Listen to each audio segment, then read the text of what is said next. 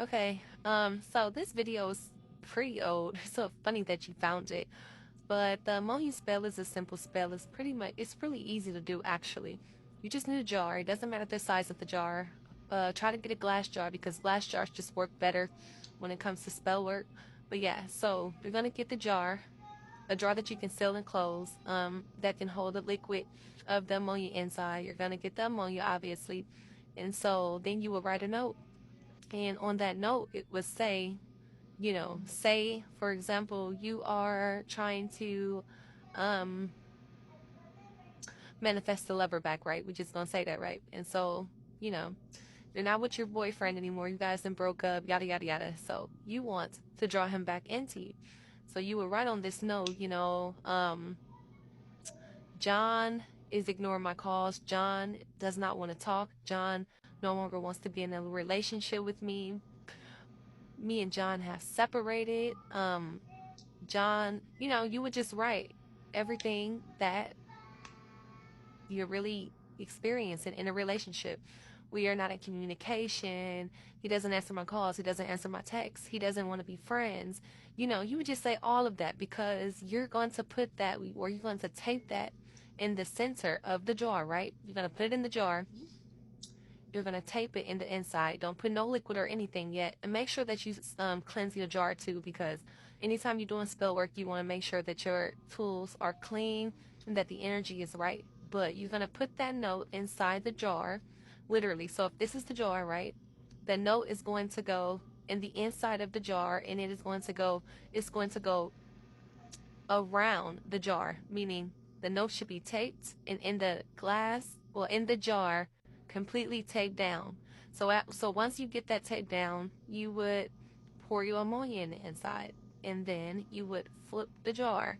Now, well, you pour the ammonia in the inside, and then you take your jar if you have an altar or whatever. If you don't have an altar, that's cool too. But then you flip the jar because you want to reverse everything that you said. So the note is saying, John doesn't want to be with me. John is ignoring me. John won't answer my calls. John is distant. John has detached from me. So by reversing it, what are you saying? You're saying John is answering my calls. John is in love with me. John wants to see me all the time. Me and John are together. You get what I'm saying? Or another example, say you were trying to win a court case or something like that. You would want to write, the judge is trying to give me the most time possible. The jury is trying to give me the most time possible. The lawyers are not doing their job.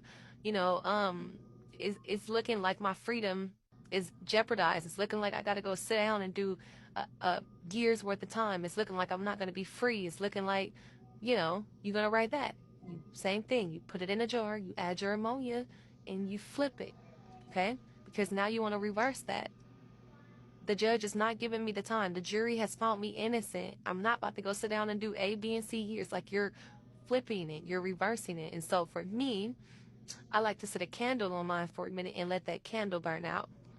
You can add your own energy into it. If you don't have a candle, just talk to it.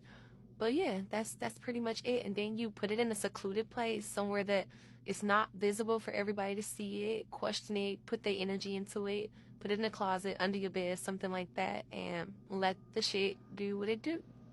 But yes, that's how you do a ammonia jar. And I hope I explained it all right, because even though I think I explained it this way in the last video, everybody was still having problems.